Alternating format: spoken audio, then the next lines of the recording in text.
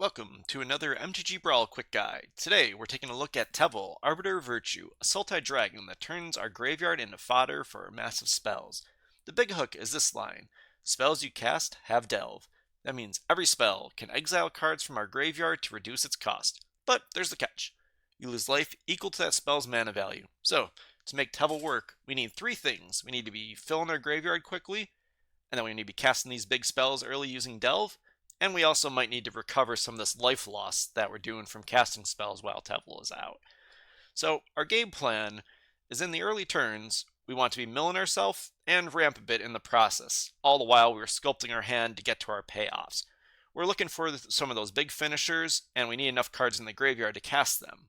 So once the setup is ready, we cast Teval, and then we chain into casting that huge threat, delving up our graveyard. So to do that, we need to first stock up that graveyard fast. So we run a bunch of cards with Mill and Surveil. Some examples are Stitcher's Supplier, Otherworldly Gaze, Ripples of Undeath. At the beginning of your main phase, mill 3 cards. Mesmeric Orb is a very easily repeatable one. Every single time anything becomes untapped, that permanent's controller mills a card. You'll be milling yourself very quickly there. And as you see here, all of these cards do either mill or surveil, so this will give us ample fuel for that. After we've done that, we've fueled our grave. We've gotten tons of cards into our graveyard at this point, and ideally we get a little bit of ramp during the process. Now we need to go and be able to extract some value from this graveyard. There's two different ways that we can do that. We can do it beyond just the regular delve.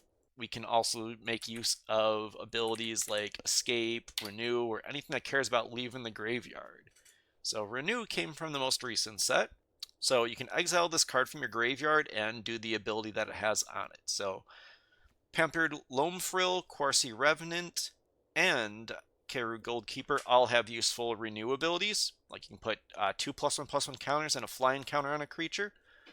And Quarcy Revenant, you can put flying, death touch, and lifelink on a creature. And Pampered Loamfrill, you can conjure a duplicate of any creature card in your graveyard. So we're milling tons of cards. We can use this renew ability to get one of our creatures back. Then we also have cards that care about things leaving the graveyard, like Kishless Skimmer. Whenever a card leaves the graveyard, for instance, when we delve it away, we get to draw a card. And then Oasis of Renewal, it has a lot of text to it, but the important part, so when a land card or a non-land card leaves our graveyard, we get to go and seek the same type of card. So if a land card leaves the graveyard, we seek a land card. If a non-land card leaves the graveyard, we get to seek a non-land card.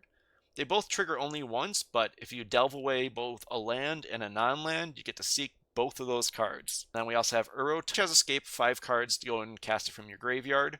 So we can keep on casting this back from our grave and getting repeatable value from Uro.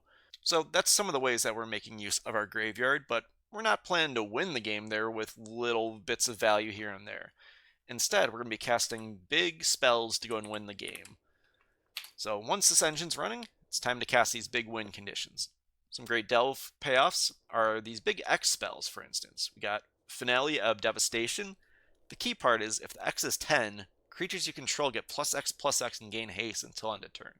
So you're going to get a creature from your library or your graveyard, throw it on the field. All your creatures can get +10/+10 or more and haste until end of turn. So you can put it on a big trampler like Wormcoil Engine, or Sire of 7 Deaths is another one you could do it for. Just anything with trample on it, ideally, or evasion. And then you can give a +2 and +10 to everyone on your team as well. Hydrate Crace is another big X spell you can do. So you can gain half life and draw half of X cards. So it can just be a big flying trample that draws you cards, gains you life. And then, of course, we got the classic Breach the Multiverse. Each player mills 10 cards, and then you choose one from each graveyard. Portal Phyrexia is just another expensive finisher that we have. We have a bunch of them. Just ways that once we have Teval online and we have 7 or more cards in our graveyard, we can start casting all of these baddies right here, just using the delve cost. And of course, this part again, when you cast a spell, you lose a life equal to its mana value. So we're going to be paying a lot of life. We need to go and pack some life gain to be staying alive here. So, what do we got for that? So, a few of them. Hydrate Crasis. Again, we draw a bunch of cards, gain some life back. Quarcy Revenant has lifelink and can put lifelink counters on things. Uro enters and attacks and gains 3 life. Lotus Light Dancers has lifelink itself and can slap a bunch of cards into our graveyard, including Carsey Revenant, to also throw lifelink on other things.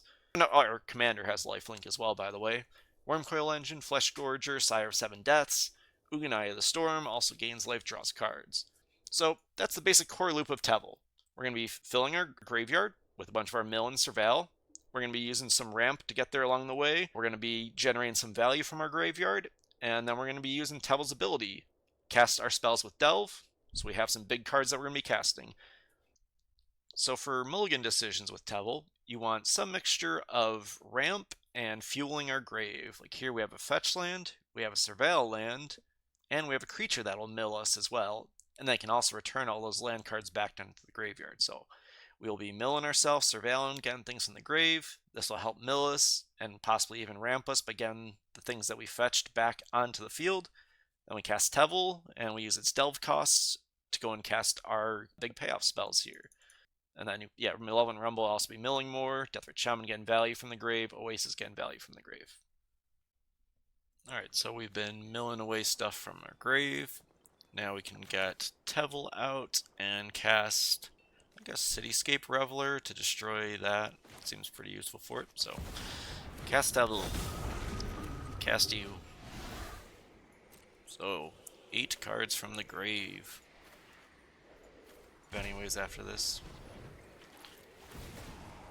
Yeah, get rid of you. And then we'll pass it back to them. We do not need to get rid of our last card for that. And they concede. So, very simple.